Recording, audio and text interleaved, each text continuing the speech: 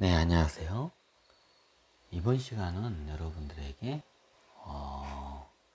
주식 강의를 하는 데 있어서 회사, 경영자,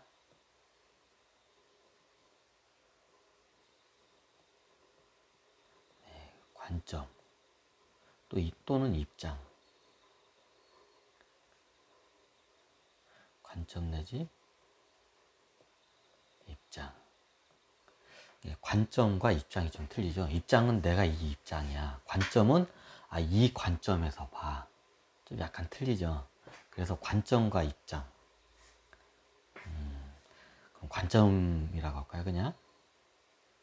너무 좀 복잡하니까요. 관점에서 분석. 자, 여러분들이 회사 경영자 관점에서 이거를 비가 오네. 여기는 저희 누나네 집인데 왜 이게 춘천께 나오지? 왜 GPS가 왜 이렇게 나오지? 하여튼 그냥 일단 적어보겠습니다. 자, 회사 경영자 입장에서 분석. 제가 이게 예전에 이제 회사 경영자 입장에서는 대표적인 게 ROE, 그 다음에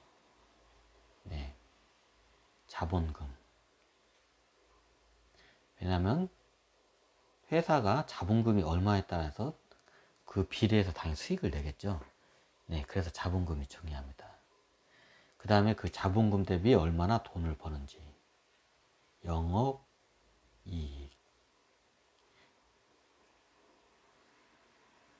제가 전에 이익이라고 했는데 이익도 맞고, 근데 정확히 이제 영업이익 말고도 뭐 단기 순이익, 무슨 순이익 이게 있는데, 그냥 영업이익으로 통일하고 가고, 나중에 이게 이익에 대해서 따로 이렇게 할 때, 그때는 디테일하게 강의를 하고요. 이번 시간은 회사 경영자 관점에서 이거를 분석을 하기 때문에 그냥 영업이익이라고 이번 시간은 이렇게 설명하고 넘어가겠습니다. 이제 그 다음에 레버리지. 이 회사가 레버리지를 얼마 썼냐? 레버리지가 뭐냐고요? 부채. 빚을 얼마나 많이 써가지고 이렇게 사업을 하냐? 우리가 사업을 하는 데서 빚을 많이 져가지고 사업을 하는 이유는 간단합니다. 돈을 많이 벌기 위해서 좀 위험을 무릅쓰고 다른 사람의 돈을 빌리는 게 부채입니다. 왜? 이유는 간단합니다. 자본금은 적어. 내 자본금은. 그럼 자본금 적은 거에 비해서 많이 벌고 싶어. 그러면 그걸 부채를 씁니다. 부채를 쓰면서 돈을 많이 벌게 되죠. 자, 이게 기본적인 회사 경영자 관점 분석에서 이 네 가지가 최고 기초적인 거예요. 그 중에서 이 ROE를 어떻게, 이 ROE라는 게 뭔가 이상한 공식일 거, 공식은 맞습니다.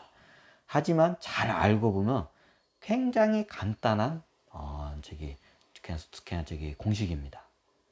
자, 이제 이 이야기를 한번 해볼까 합니다. 자, 우리가 이 회사의 ROE는 무슨 뜻이냐면 내 자본금 대비 수익을 얼마나 내느냐를 갖다가 그 비율을 계산하는 거예요. 예를 들어서 내가 자본금이 100억 원이에요. 100억 원. 근데 1년에 영업이익을 10억을 냈어요. 그러면 내 자본금 대비 영업이익이 10%죠. 10분의 1이니까. 그럼 20억을 벌었어요. 그러면 내 자본금 대비 영업이익률이 20%입니다. 그게 ROE입니다.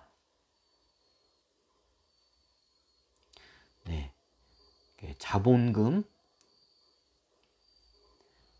대비 돈을 얼마나 버느냐. 그걸 영업이익. 얼마나 장사를 잘해서 마진을 많이 내겠냐. 이걸 갖다가 백분율로 해서 곱하기 100을 하게 되면 이게 ROE입니다. 예를 들어서 내가 자본금이 100억 원이에요. 이 회사가 뭐 빚 없이 그냥 100억 원이에요. 그러면 1년 동안 장사를 해서 10억을 벌었어요. 네. 그러면 100억 이렇게 하게 되면 네, 영업이익률이 10%가 됩니다. 자, 그러면 이제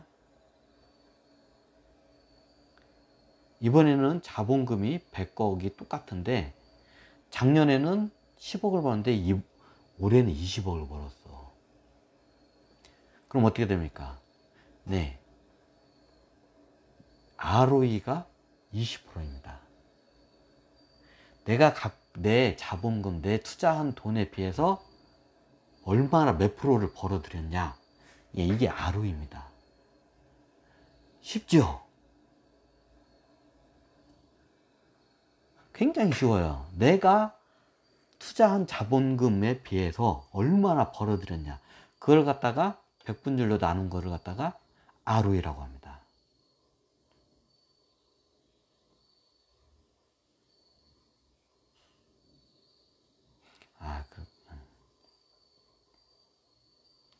그래서 저는 이거를 쉽게 설명하기 위해서 마치 ROE는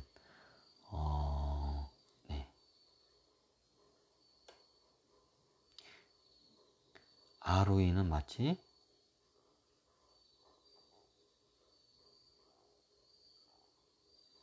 자본금,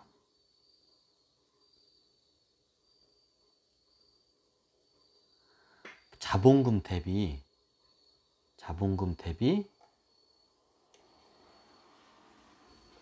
좀 이게 그런가?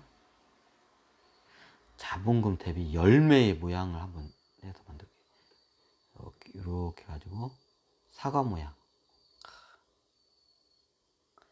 네, 사과 모양으로 해가지고 이게 뭐냐? 네, 잠깐만 이거를 갖다가 빨간색으로 해야죠. 사과. 네, 이익입니다. 네, 여기서는 제가 영업이익이라고 하겠습니다. 영업이익입니다. 사과, 과실. 내 자본금은 이제 투자 금액이죠.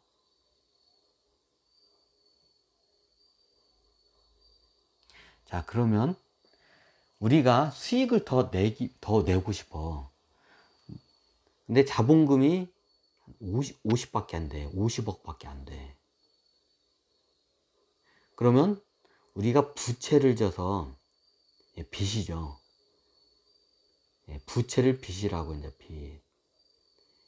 빚을 져가지고 빚을 똑같이 자본금만큼 50억을 져서 총 자산이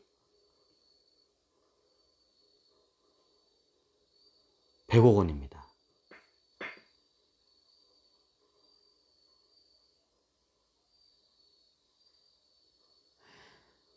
그러면 우리는 부채가 자본금은 50억, 부채는 자 자본금이 50억이고요. 자본금이 50억, 부채 빚을 끌여 들어 가지고 50억을 해가지고 총 100억 가지고 장사해요. 자본금 50억 가지고만 장사하면 50억만큼 비율해서 돈을 벌겠죠. 근데 빚을 더 끌어다니면서 자산이 100억이 늘어나는 거야. 네, 이게 자산. 부채와 자본금을 합친 게 자산입니다. 이제 내 자본금 돈 현금하고 빚을 들여서 이제 해서 저기 했으면 가게를 차리든지 공장을 세우든지 하게 되면 뭔가 이제 자산이 이제 생기겠죠. 부동산이나 이런 시설물이나 여러 가지 이런 자산이 생기겠죠. 그러면 그 자산은 뭘로 이루어졌나요? 네. 자본금 50억과 부채 50억이 합쳐진 자산이 이룬다. 그게 이제 100억 원이죠. 이해가 되시죠?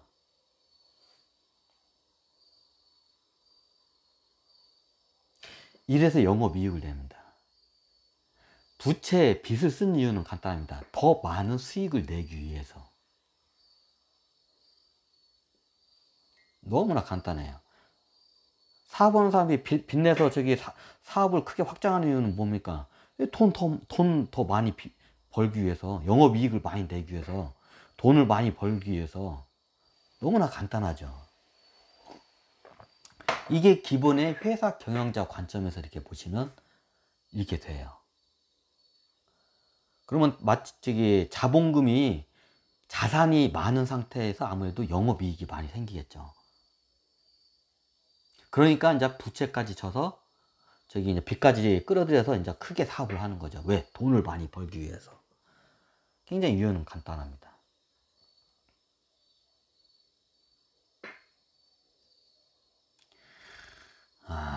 자, 그러면 예전에 제가 이게 중고차 장사를 한번 예를 들어서 제가 왜냐하면 제가 다른 사업을 제대로 한 게 중고차 사업이기 때문에, 장사였기 때문에 여러분들에게 제 중고차 사업, 중고차 장사의 그 제 경험을 바탕으로 한번 이 회사 경영자 관점에서 ROE와 부채 비율, 자본금, 영업이익에 대해서 간단히 설명드리겠습니다.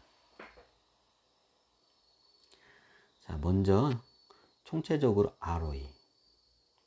그러니까 이거를 한번 이렇게 정리를 해볼까요? 마치 이 그림과 저희 같아요. 이 옛날 저기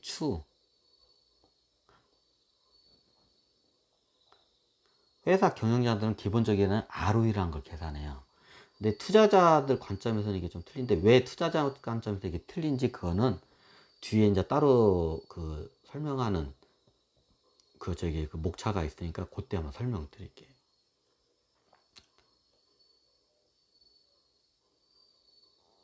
다시 하면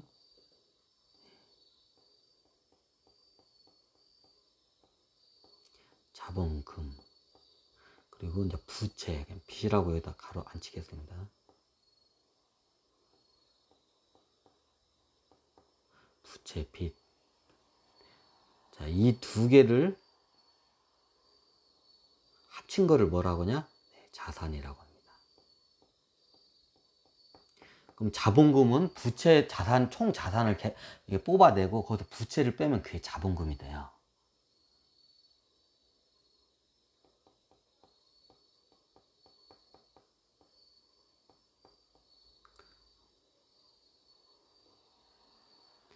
네.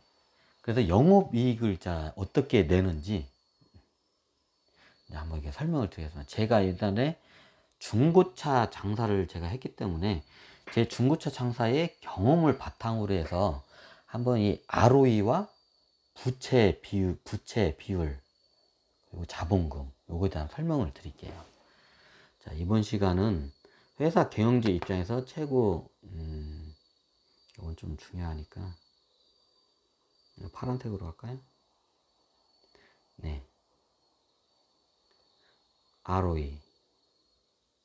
ROE와 여기가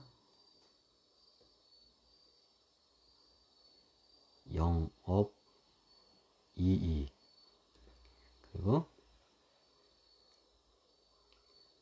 자본금, 그리고 이 부채. 회사 경영자 관점에서 설명하는 이 네 가지에 대해서 한번 오늘은 회사 경영자 관점에서 간단하게 한번 설명을 드리겠습니다. 자, 요거는 제 옛날 중고차 장사를 기반으로 해서 한번 제가 설명을 드리겠습니다. 뭐 여러 번 말하겠지만 제 경험을 토대로 해야 제가 정확히 전달이 되기 때문에 제가 예전에 저는 총 자산이 사업을 하는 데 있어서, 내 중고차 사업을 하는 데 있어서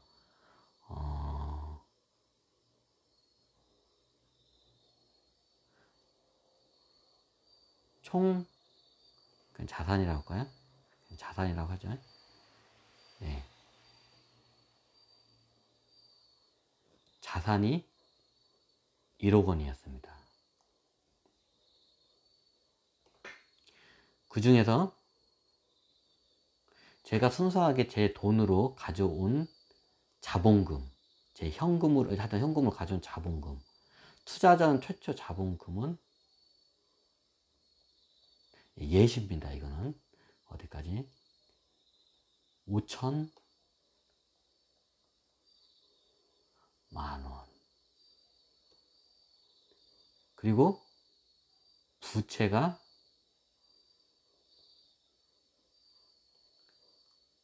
5천만 원.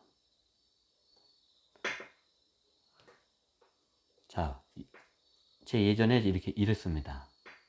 그러면 총 자산 1억 원 가지고 제가 중고차 장사를 하면 저는 중고차를 갖다가 고객으로부터 중고차를 사서 다시 고객한테 팔기 위해서는 1억 원이라는 돈을 각각 10대를 잡을 수 있는 능력이에요. 한 대당 평균 1,000만 원으로 잡아요.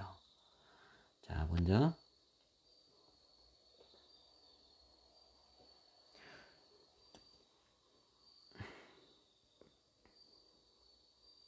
중고차 평균 가격, 매입 가격이라고 하죠. 평균 매입 가격. 저는 중고차 장사 제 입장이니까 매입 사들이는 가격이 1천, 이렇게 할까? 네, 1,000만 원입니다.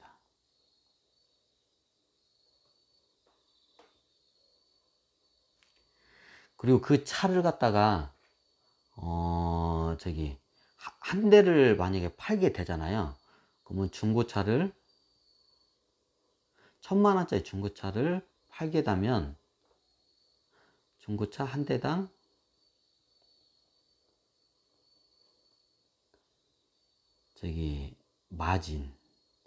마진이 평균 이런 모든 비용을 다 재고 뭐 이런 상사 입금이나 여러 가지 뭐 수리비나 이런 걸 다 제하고 순수하게 이제 저한테 떨어지는 게 70만 원입니다.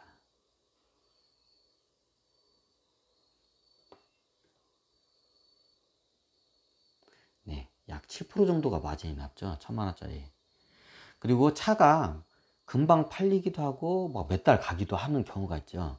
그래서 여기서는 그냥 중고차 그 이제 회전율이라고 하거든요. 한 달에 팔리는 그 회전율을 한 달에 한 대.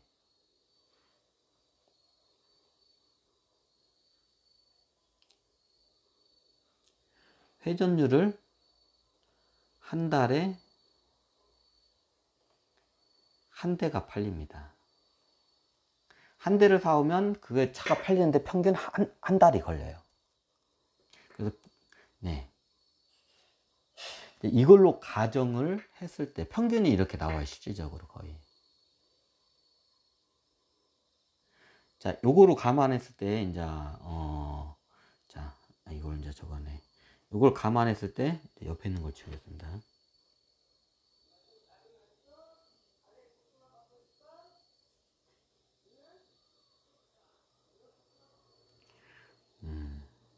좀 길어도 이건 한 번에 끝내는 게 낫겠네요. 그렇지 않고.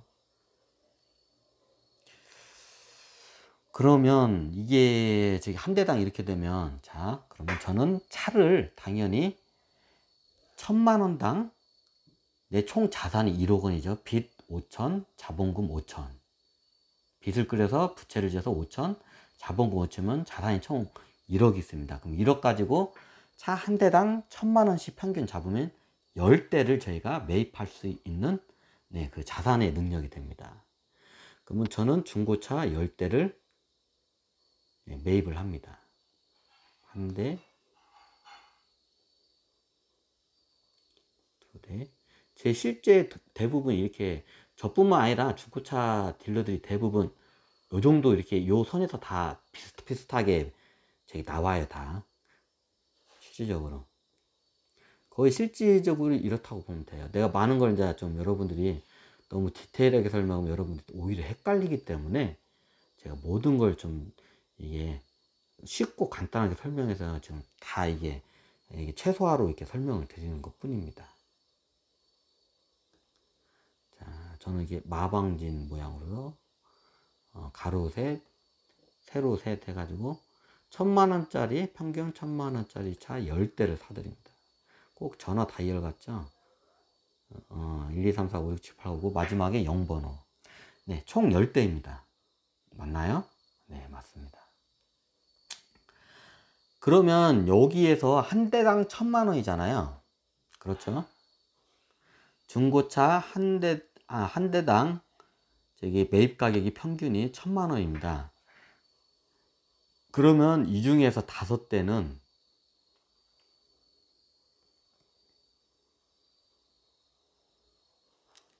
네, 이 중에서 5대는 네, 이게 자본금으로 잡은 돈이고요.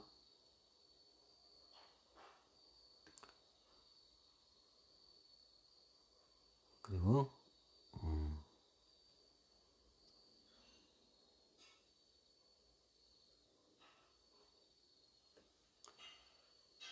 5대는 네, 부채로 해서 여기 좀 저거네. 잘 안 되네. 부채를 져서 5대를 사들인 겁니다. 근데 여기서 재밌는 게 하나가 있어요. 이게 우리가 제가 부채를 쓰는 것 중에 이 중에 한 대 1,000만 원치 분량인 한 대가 이게 1,000만 원치 한 대가 이게 약간 사채의 이자로 해서 사채빚이고, 여기 나머지 이것은 은행. 이거는 색깔을 따로 할까요?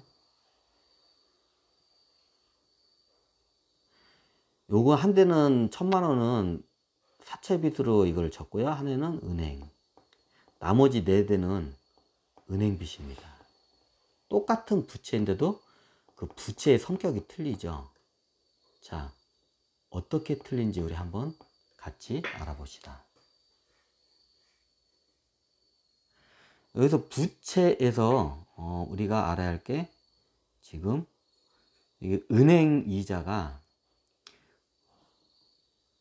은행에서 빌린 이자는 은행 이자가 연 6%입니다.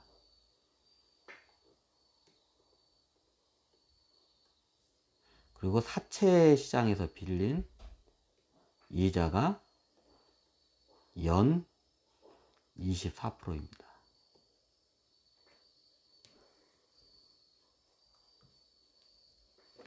이자가 많이 차이 나죠.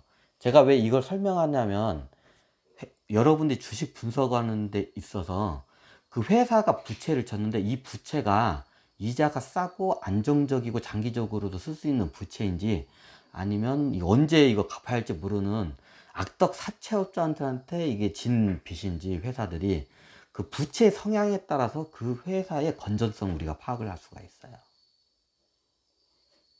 부채율뿐만 아니라 어떤 부채를 지고 있냐에 따라 틀려요. 그거를 단편적으로 설명하기 위해서 제가 이렇게 설명하게 됐습니다. 자, 그러면 자, 여기서부터 이제 계산이 들어가겠습니다. 자, 여기서 그러면 우리가 먼저 부채 비율에 대해서 한번 우리가 알아볼 필요가 있습니다.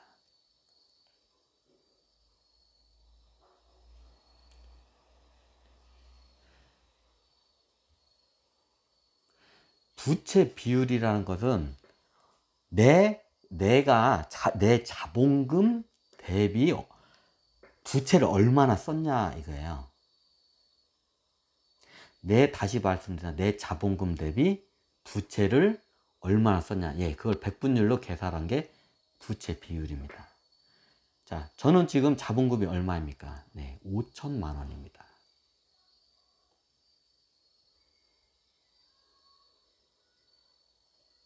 자본금 5천만 원이죠. 그리고 부채가 얼마입니까? 네, 자본금하고 똑같이 5천만 원입니다.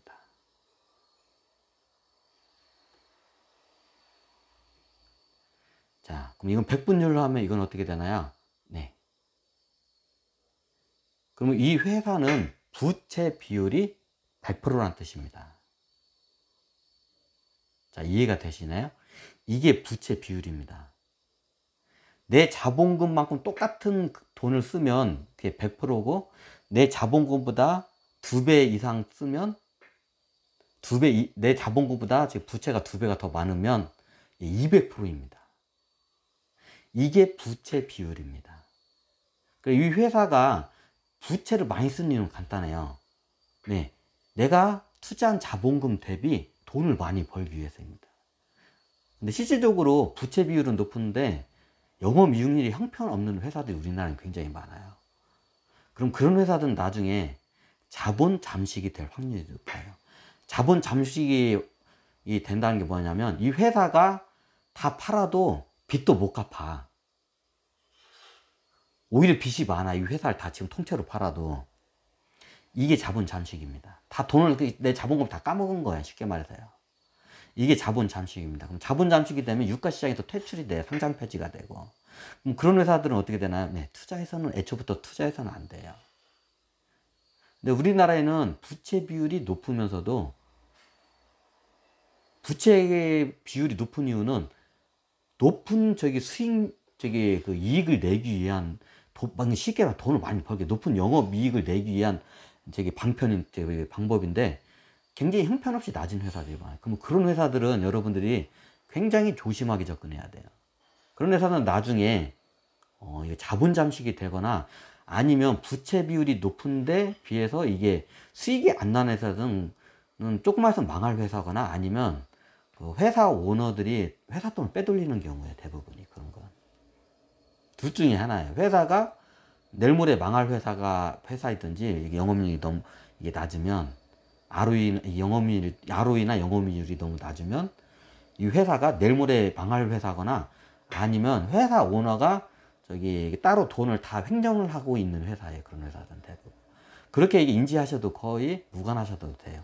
왜냐면 우리나라에 그런 회사들이 겁나게 많아요. 그래서 저는 참고적으로 부채 비율이 일반 개인 투자자 주식이 모르는 분들은 부채 비율 한 60% 이상 넘어가는 회사들은 아예 그냥 분석 자체를 안 하기를 저는 추천을 드려요. 그런 회사들은. 여러분들 주식에 대해서 이게 잘 모르시는데 아마추어라고 생각나.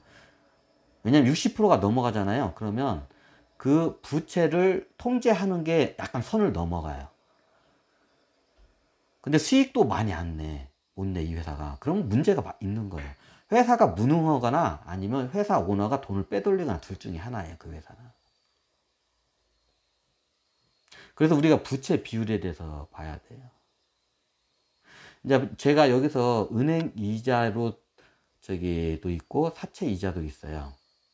자, 왜 이거를 설명했냐면 그 회사가 사채를 많이 이런 위험한 그 부채를 이자를 많이 내고 이게 위험한 부채를 이게 사채를 진 회사 같은 경우는 나중에 도산할 확률이 높다는 거예요. 이 회사가 돈을 빌려야 하는데 제1금융권에서는 안 빌려줘. 근데 이 회사의 재무제표를 보니까 회사가 다 사채고 이상한 이자를 겁나게 많이 내고 있어요, 이 회사가. 그러면 은행에서 이 회사를 못 믿는 거예요. 돈을 떼일 것 같다는 회사는 회사가 언제 도산할지도 모른다는 거예요. 그럼 은행들한테 이게 신용이 없는 회사예요. 신용이 없는 회사는 언제든지 도산을 하거나 아니면 이 회사가 부정 거래를 해서 이게 횡령을 해가지고 은행들도 못 믿는 상태야. 그럼 얘네들이 나중에 회사가 어려지면 어디로 가냐? 네, 사채 시장으로 가요. 그러면 그 회사가 어떤 성향의 부채를 지고 있는지 그것까지도 분석을 해봐야 돼요. 왜 회사가 이게 싼 이자로 있는 이게 쉽게 말하면 우리가 제1금융권으로부터 돈을 못 빌려. 그러면 제1금융권으로부터 이게 찍혔다는 소리예요. 신용이 없다는 소리예요.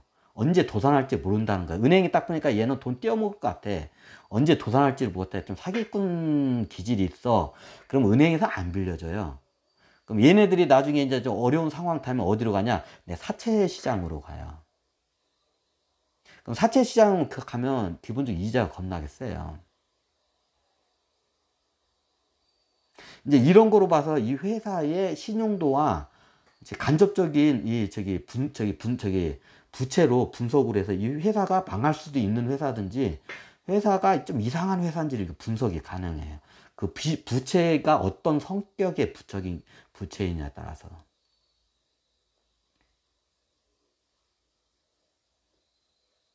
자, 요거를 아셔야 돼요. 그래도 부채 비율이 여기서 중요한 거예요. 네. 부채 비율이 이제 이렇게 몇 프로에 따라서 개인 투자자들은 부채 비율이 높은 회사는 투자, 예를 들어서 부채 비율이 제일 안정적인 게 60% 이하가 안정적이에요. 뭐 100% 그냥 저기 자기 부채가 0%인 회사도 좋은데 보통 60% 안에면 거의 나중에 큰 외부의 충격이 와도 다 흡수를 해요, 회사가. 근데 부채 비율이 자기 자본금보다 10배 이상 된다, 1000%가 된다. 그럼 그런 회사들은 나중에 외부 충격이 오잖아요. 그냥 휘청거리고 자본 잠식되고 도산할 위험성이 높아요. 1000%도 넘는데 그 부채의 성격이 사채 굉장히 높은 이자를 내면서 회사가 저기 돈 벌어서 사채 이자 메꾼이라고 바쁜 회사야. 자, 그런 회사는 언제 도산할지 당연히 모르겠죠. 그럼 그런 회사를 투자하면 되겠습니까? 안 되겠습니까? 네, 언제 도산할지 모르는 회사도 왜 투자를 합니까? 당연히. 이게 기본적인 분석이에요. 그래서 부채 비율과 부채의 성격에 대해서 여러분들이 아셔야 돼요.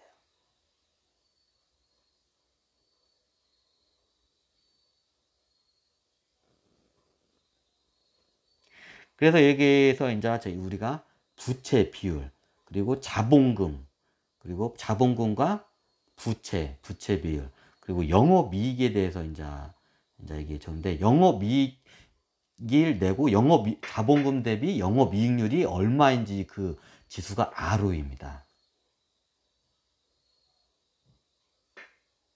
자, 그러면 이 회사 제가 운영하던 이 중고차 이 사업 이 회사에 한번 ROE와 지금 부채 비율은 지금 딱 100%짜리 이게 나왔죠. 그럼 ROE 이제 전체적인 걸 분석을 하겠습니다. 이게 회사 경영자 입장이에요.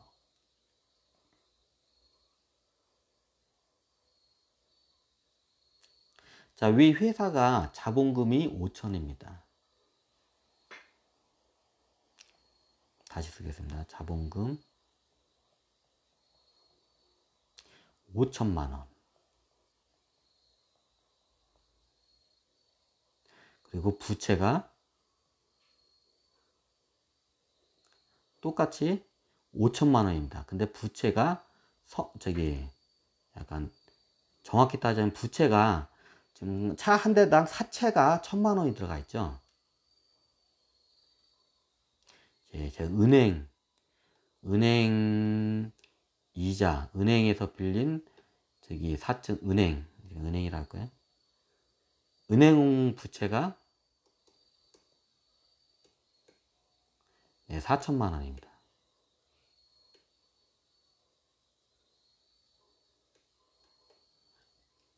그리고 저기 사채 부채가 그냥 사채라고 하겠습니다. 그냥 부채까지 안 되고 사채 부채가 1000만 원입니다. 자, 여기서 중요한 게 이제 이자죠. 근데 사업할 때 이자가 싸면 살수록 좋죠.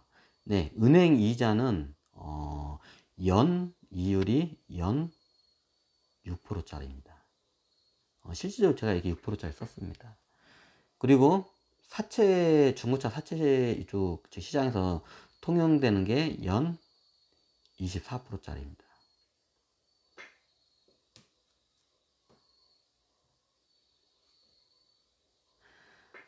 그러면 이게 자본과 부채를 합친 게 뭐라고 했나요? 네, 자산입니다. 자산이 총 1억 원이고요.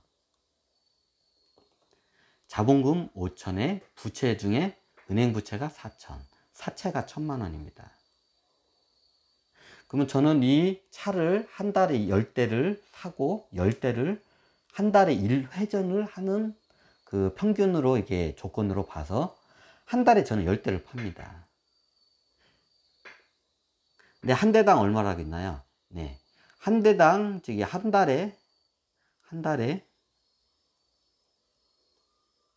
한 달에 10대를 판매를 합니다. 그리고 한 대당 평균 70만 원을 마진 남깁니다. 그럼 10대 곱하기 70만 원은 얼마인가요? 그러면 한 달에 저는 저기 수익을 이제 이 수익을 700만 원을 냅니다. 근데 이게 수익에서 여기서 이제 저기 우리가 매달 이자를 내야겠죠. 24%짜리. 자, 그러면 은행 부채에 4천만 원을 월 하면 월 0.5%를 내야죠. 이게 11분의 1로 쪼개야 하니까요. 12달을 쪼개면. 그럼 0.5%를 하게 되면 5천만 원에 대한 0.5%가 얼마냐? 네, 여기다 그냥 적겠습니다.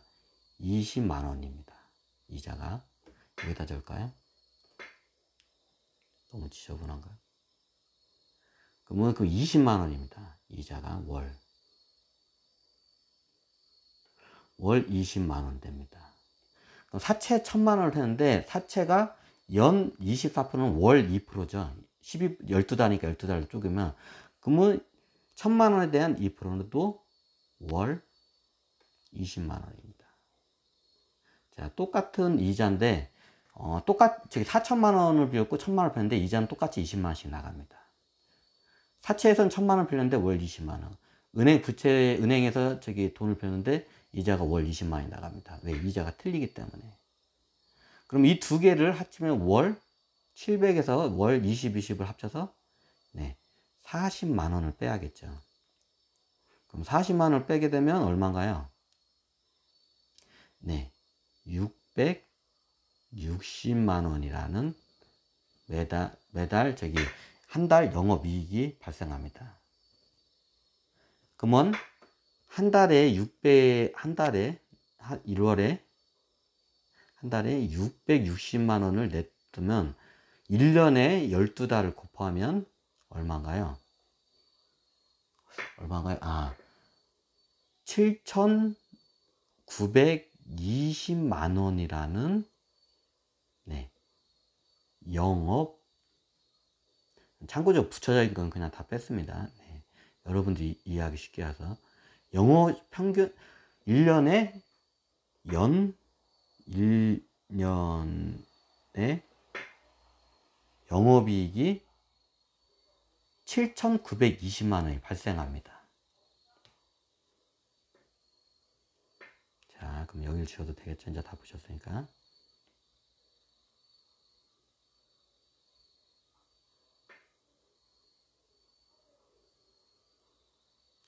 그러면 1년에 7천, 요거는 끊지 않고 한 번에 가는 게 나을 것 같네, 이거는. 1년에 7,920만 원의 영업이익이 발생했습니다. 그럼 ROE라는 게 어떻게 되냐? ROE라는 거는 1년 동안 이 회사가 벌어들인 돈이 자본금 대비 얼마를 벌여야 되는 걸 백분율로 계산한 게 ROE입니다. 그럼 내 자본금 대비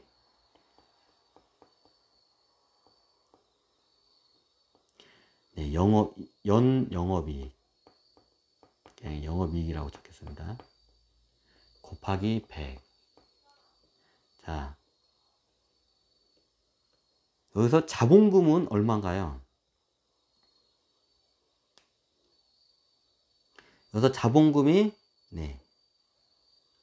여기서 1년 자본금이 5천만 원이죠. 아니 여기 1억이죠. 아니 그건 자산이고 부채를 빼고 내가 순수하게 투자한 자본금입니다. ROE는. 부채는 부채까지 합치는 거면 자산이 되겠군. 자산 대비 이 ROE는 한 게 아니라 자본금 대비이기 때문에 5천만 원입니다. 그래서 부채 비율을 따로 옆에다 빼가지고 같이 이걸 갖다가 보셔야 이게 그 맹점이 안 속아요. 그래서 자본금이 5천입니다. 이 자산 1억하고 헷갈리면 안 돼요. 부채하고 합쳐진.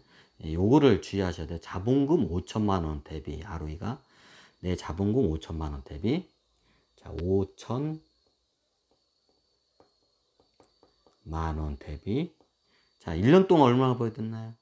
7,920만 원을 벌어졌습니다. 영업이익을. 자, 영업이익을 7,920만 원 벌어들였습니다. 그러면 7,920만 원.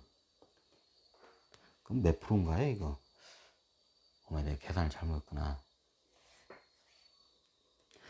그러면, 자,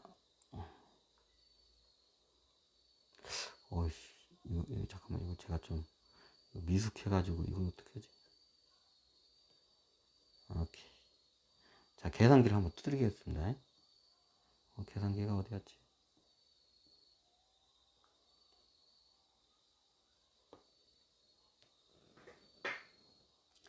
자, 그러면 우리가 네. 7,920 나누기 자본금 5,000 가로 닫고 곱하기 100은 네, 얼마가 나왔나요? 158.4%가 나옵니다. 자, ROE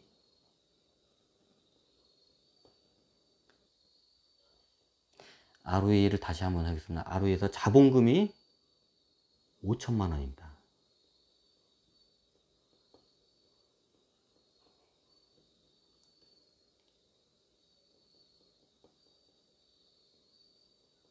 자본금 대비 그리고 네, 그 1년 영업이익이 7,920만 원입니다.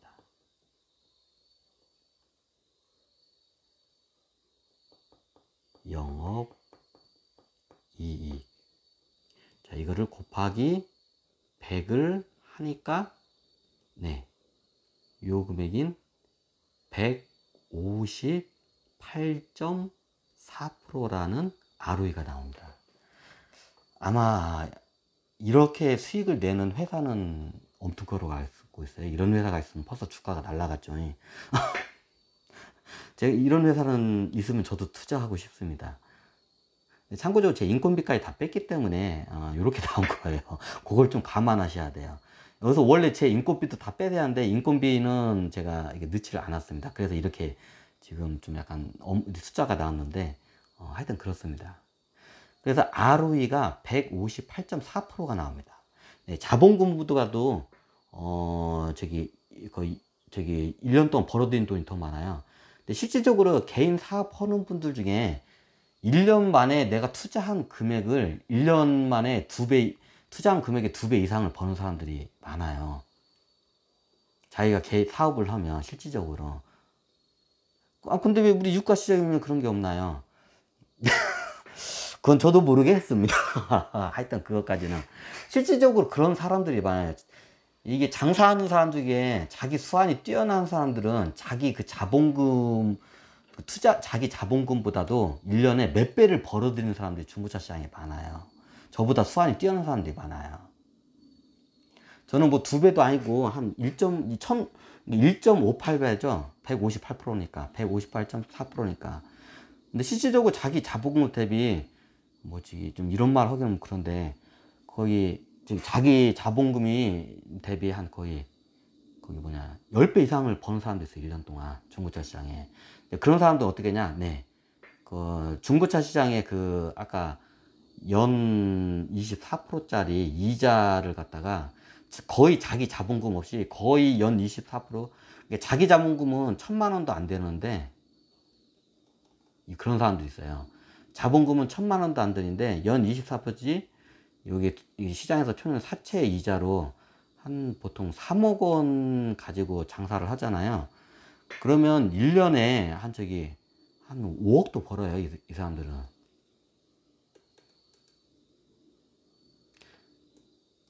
자, 1,000만 원인데 자본금이 5억을 벌어요.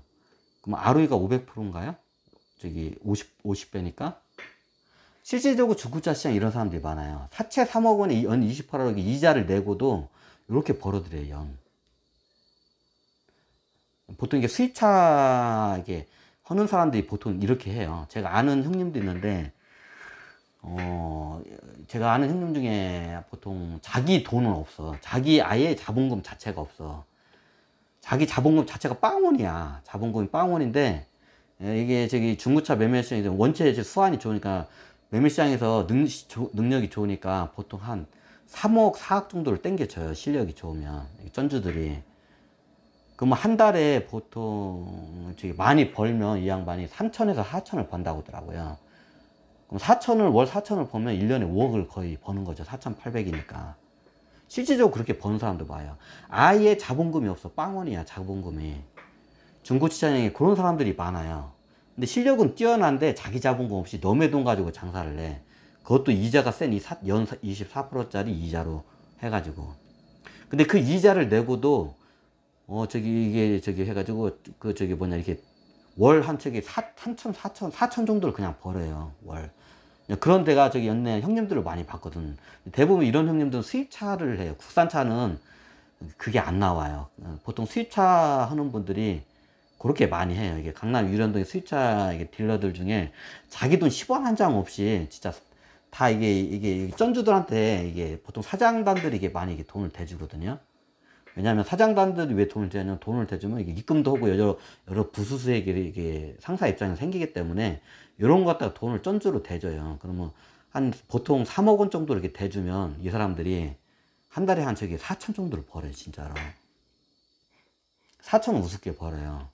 그럼 1년에 5억을 벌어들여요. 그러면 실질적으로 자기 자본금도 없어. 그럼 이게 ROE 자체가 안 나와요. 이 사람들은 ROE 자체가 안 나와요. 왜? 자기 자본금이 없으니까. 다 사채, 그것도 비싼 사채 24%짜리 해가지고 이 수익을 내요. 또 그 이자까지 내고도. 그러면 이게 ROE 지수라는 게 이게 통용이 안 돼요. 중고차 근데 중고차뿐만 아니라 이게 개인 사업자나 형 중에 굉장히 수완이 뛰어난 사람들은 이렇게 높은 수익률을 내요. 실질적으로. 근데 저도 이거를 중고차 장사를 하면서 주식 분석을 하면서, 아니 얘네들은 저 어마어마한 천문학적인 돈 가지고 왜 이렇게 수익을 못 내지? 이 병신들 아니야? 이게 내가 알고 있는 삼성이나 여러 회사들 있잖아요. 이제 ROE를 보니까 너무 형편이 없는 거야. 이제 기업들이 뭐야 이 사람들. 이게 내가 제 입장에서 이거를 계산을 하고 나중에 주식을 공부하면서 저도 이걸 혼란에 많이 빠졌어요. 아니 왜 유가 시장에 있는 왜 회사들이 왜 이렇게 돈을 못 벌지? 왜 ROE가 왜 10%도 안 되는 막 7%짜리 회사들이 있어. ROE가 그래도 못해도 한 50%에서 100%는 나와야지 않는 거 아니야?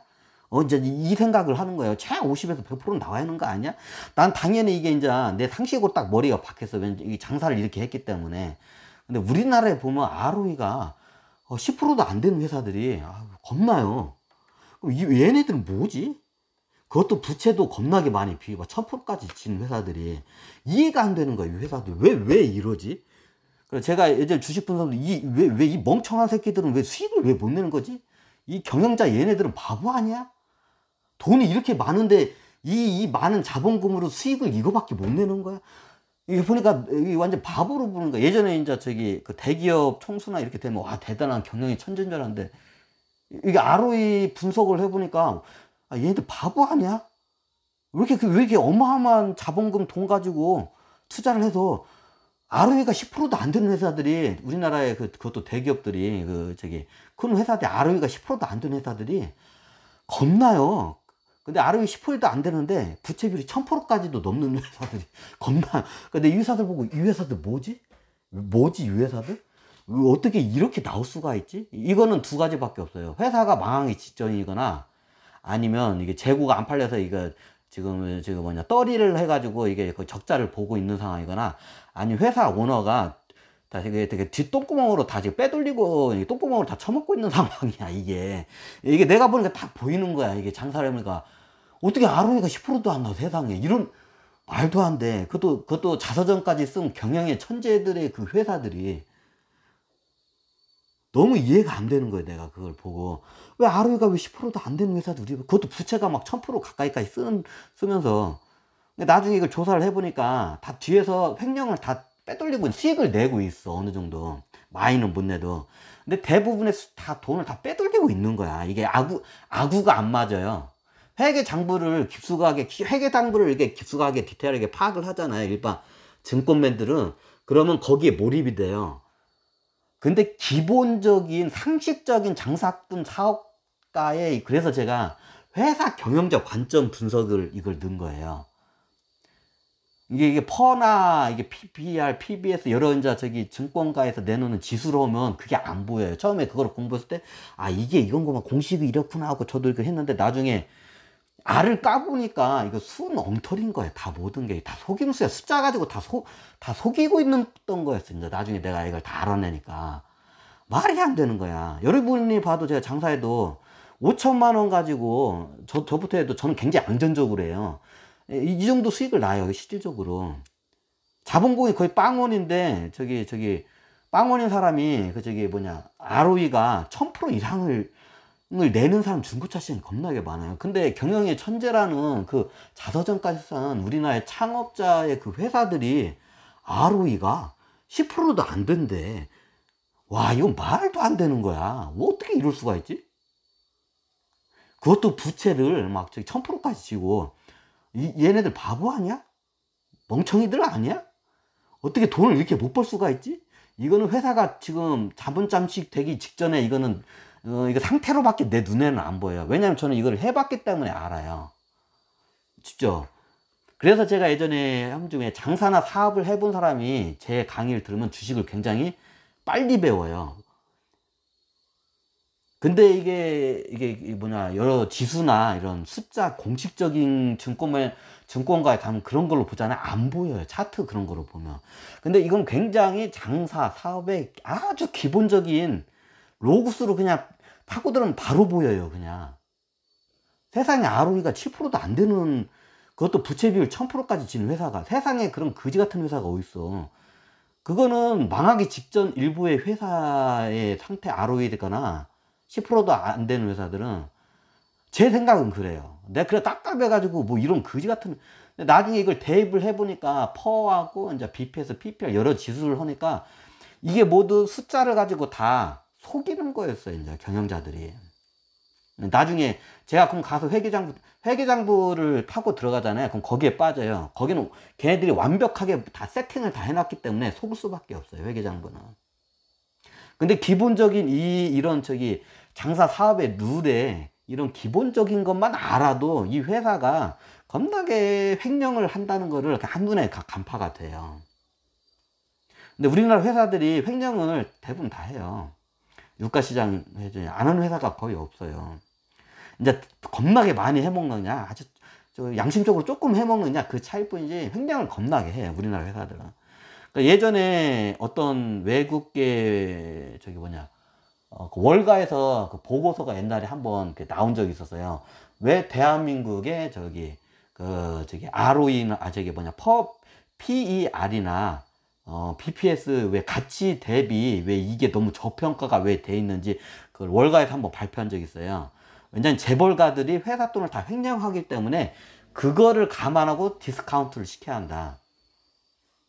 그래서 이 회사가 미국 회사면 이 회사를 미국에 있는 회사면 이 회사를 갖다가 예전에 어떤 그 증권가 어떤 유명한 사람이 그러다 미국에 있는 회사면 이게 100%를 이걸 갖다가 가치 투자를 가치를 매겨줘요. 100%를 예를 들어서.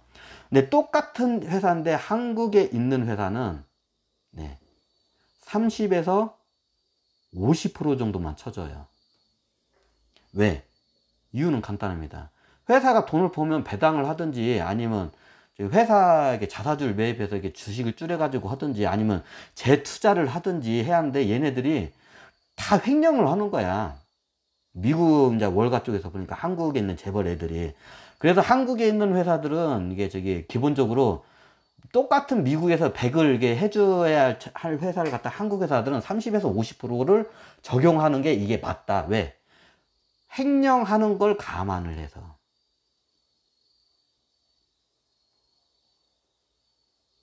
왜냐면 비자금 문화라는 게 있기 때문에 한국은 이 비자금 문화로 회사가 돈을 벌이들이면 다 빼돌려요. 오너 가문들이 비자금으로. 그러면 당연히 우리가 상식적으로 수익을 내면 투자자들한테 자 수익을 어떻게 가야냐. 네, 그 회사가 돈을 벌었으면 첫 번째 배당금을 분기 배당이든지 연 배당든지 이게 배당금을 지급해야 합니다. 두 번째 방법이 뭐냐? 네, 재투자입니다. 재투자해서 더 큰 수익을 내는 겁니다. 자, 세 번째가 뭐냐? 이제 재투자가 거의 힘들어요. 왜냐면 시장이 과포화가 되잖아요. 이런 대기업이나 시장이 과포화된 상태에서는 시장이 더 커질 수가 없는 사람 재투자 해봤자 수익이 발생을 안 해요. 그래서 재투자는 어떤 회사였냐면 신생산업이 이제 통장하는 신생산업에서 대투자했을 때 그 수익으로 발생하지, 이미 시장이 과포화된 산업에서는 재투자 해봤자 예 그게 별로 이게 수익으로 별로 연결이 안 돼요. 그래서 배당금으로 돌아가거나 아니면 미국 같은 게 워린 버핏이 그걸 많이 하죠. 네, 이게 자사주 매입을 해요. 그래서 자사주 매입을 해서 그 주식을 찢어가지고 없어요. 그럼 처음에 1억주 했던 회사들이 워린 버핏 회사들은 나중에 이게 10분의 1로 막 줄어들어. 그 1000만 주로 막 줄어들어. 10분의 1로 1억주 했던 회사들이 다 찢어내가지고 다 이게 자사주를 매해서 이제 9천만 주를 찢으면 9천만 주를 다 이게 없애버려요. 그러면 10억분의 1로 돼요. 그러면 당연히 10배 이상이 오르겠죠. 왜 워린 버핏이 자사주 매입을 왜 선호하냐면, 배당을 안는 이유가, 배당을 하면 배당금을 냈을 때는 세금을 겁나게 많이 떼요. 한 20에서 30% 정도 뗄 거예요. 그럼 20에서 30%도 손실이잖아요. 그 손실을 안 내기 위해서 자사주 매입을 해요. 자사주 매입하면 그 배당을 했을 때 그 손실금이 발생을 안 해요. 그만큼 주가를 올려요. 그래, 버크셔의 회사가 한 주당 몇 억인가 될 거, 억이 넘을 거야, 아마. 워린 버핏 회사가 투자한 회사들은 굉장히 비싸요. 왜? 주식을 다 매입해가 다 다 해가지고 했기 때문에. 이제 이런 대표적인 이 세 가지의 형태로 다시 투자금을 이게 하는 이게 케이스예요. 근데 우리나라는 돈을 벌어들이면 다 어떻게 냐? 네. 이걸 안 해요. 어떻게 한다? 횡령을 해버려요, 다. 그래서 옛날 월가에서 나온 리포터가 그래요. 한국은 무조건 미국이 이 회사가 똑같은 회사가 있으면, 미국에 있으면 이걸 100%를 쳐주면 한국에선 30에서 50%를 쳐주는 게 적당하다. 왜? 그 부패 지수라고 해요. 그거를 월가에서는. 부패 지수 때문에 한국에는 부패 지수라는 게 있다. 그 회사가 정직하지 못하다. 다 횡령을 해서 원화가 빼단다. 그 부패 지수가 있어. 부패 지수를 감안해서 30에서 50%를 디스카운트 하야 이게 적당한 거다. 그래서 그게 부패 지수라고 일명. 대한민국은 그렇게 적용을 해요. 우리가 월가 사람들 보고 왜 우리나라 주식은 왜 똥값으로 왜 비싸게 안 되고 이게 우리나라 회사가 우리나라 상황 이게 이렇게 하니까 당연히 디스카운트를 받는 이유가 당연한 거예요.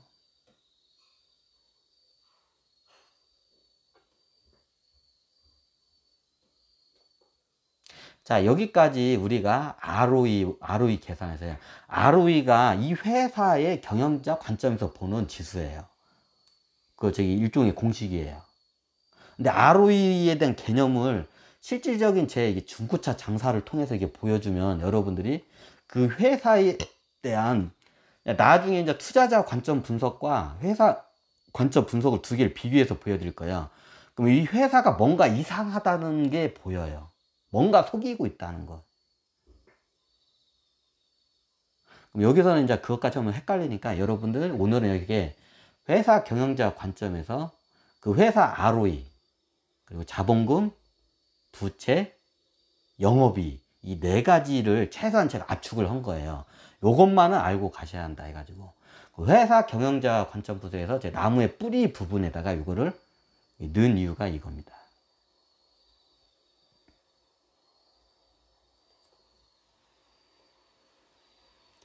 자, 어떠셨나요? 여러분들이 이해가 좀 되셨나요? 좀 알쏭달쏭하더고요. 그러면 저의 강의를 이해되실 때까지 반복해서 이걸 들으시고요. 이해가 안 되시면 제가 차후 예시나 또다시 이제 이 지수 같은 걸 여러 번 반복하면서 이거를 할 거예요. 제가 여러 가지 지수를 이렇게 설명을 안 넣고 이게 굉장히 핵심적인 것만 여러분한테 설명드려요. 나중에 약간 좀 고수 단계에 들어가면 따로 제가 이제 이거 설명을 드릴 건데, 요것만은 진짜로 알고 가야 돼요. 근데 이거는 자기가 장사나 사업을 해보지 않은 사람은 이걸 피부로 잘 와닿지가 않아요. 이게 장사나 사업을 해본 사람들은 바로 이걸 알아요. 다시 이제 저기 했습니다. 전체적인 이게 ROE, 나무의 뿌리와 같은 회사 경영자 분석. 그 다음에 영업이익, 여기선 영업이익이라고 했습니다. 나중에 이익으로 이제 따로 이제 강의를 하겠고요.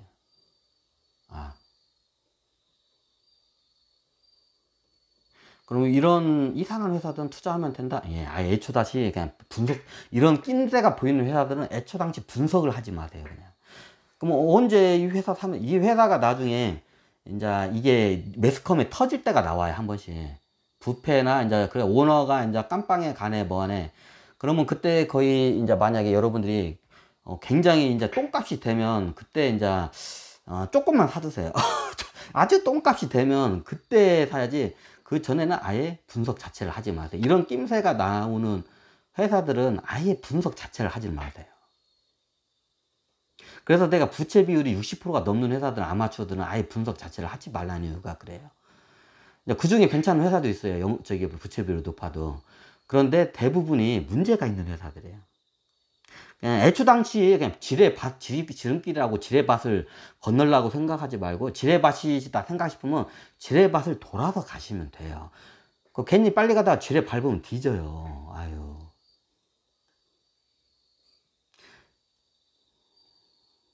아니다, 이렇게 할까?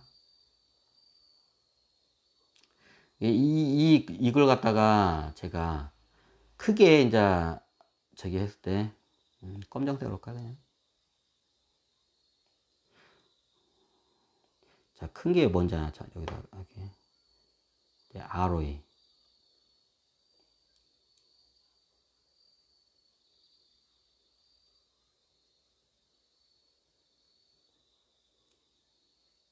그리고 자본금.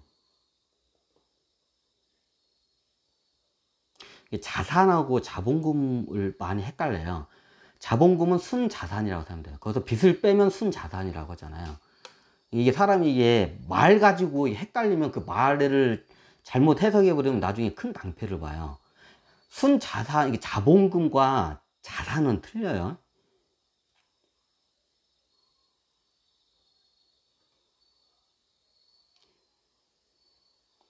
다시 한번 이게 약간 다시 복습 차원에서 제가 이게 한번 ROE라는 걸 분석하는데, ROE가 이제 약간 설명드렸죠.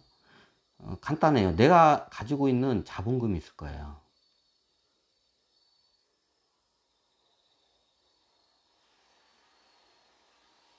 그리고 이 회사가 부채도 쓰고 있을 거예요. 그러면 이 회사가 부채와 자본금을 합해서 뭔가 시설에 투자를 했을 거 아니에요? 그럼 그게 뭐나요? 네, 자산입니다. 자산, 자본과 부채를 이게 구분을 하실 줄 알아야 돼요. 이게 두 개를 합친 게 자산입니다. 자, 부채를 써가지고 큰 자산을 통해서 부채를 많이 치면 공장을 크게 더 질 수가 있죠. 공장을 더 짓는 이유는 뭐냐요? 돈 많이 벌라고. 이유는 간단해요. 자, 뭐 하려고? 네. 돈 많이 벌라고. 돈이 뭔가요? 네. 돈이 마치 사과와 같아요, 과실. 좀 그런가? 돈이 마치 사과와 같아요. 우리는 이 나무로부터 저기 투자를 해서 사과를 먹기 위해서, 과실을 먹기 위해서 합니다. 네. 이익이죠. 네. 여기서는 영업이익이라고 했습니다. 네. 영업이익이라는 과실을 우리는 얻기 위해서 저런다. 그럼 나중에 영업이익이 나면 영업이익을 통해서 이 회사가 배당을 하든지 아니면 재투자를 하든지 아니면 자사주 매입을 하든지,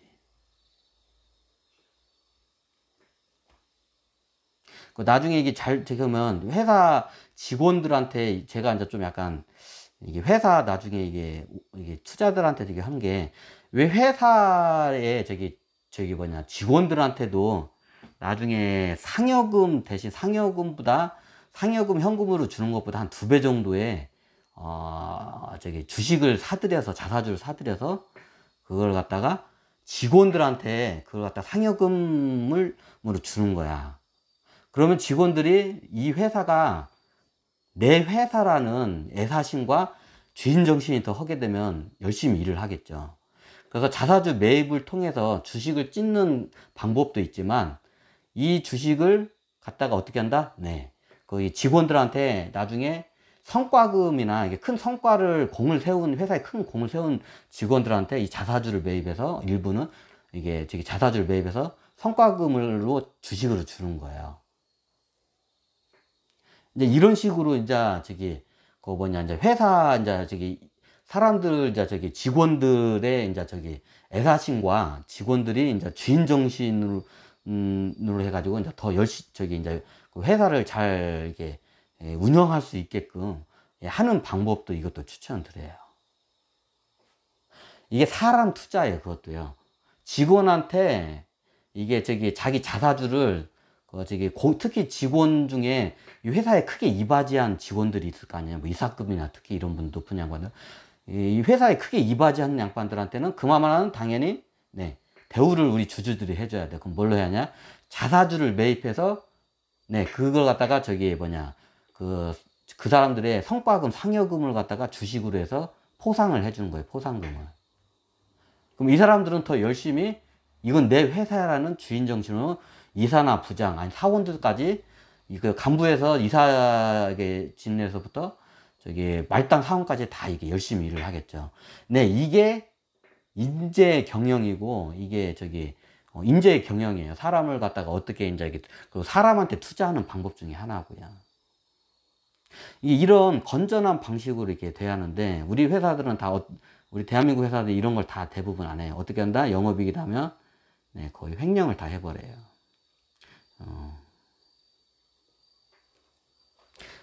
그래서 문제가 돼요, 우리나라 회사들이.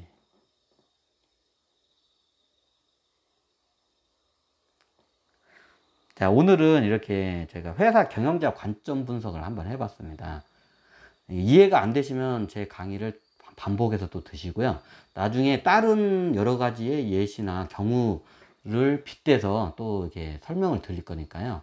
이해가 안 되시면 제가 또 뭐라고 어떻게 할 수가 없네. 하여튼 오늘은 여기까지 이렇게 강의를 마치겠습니다.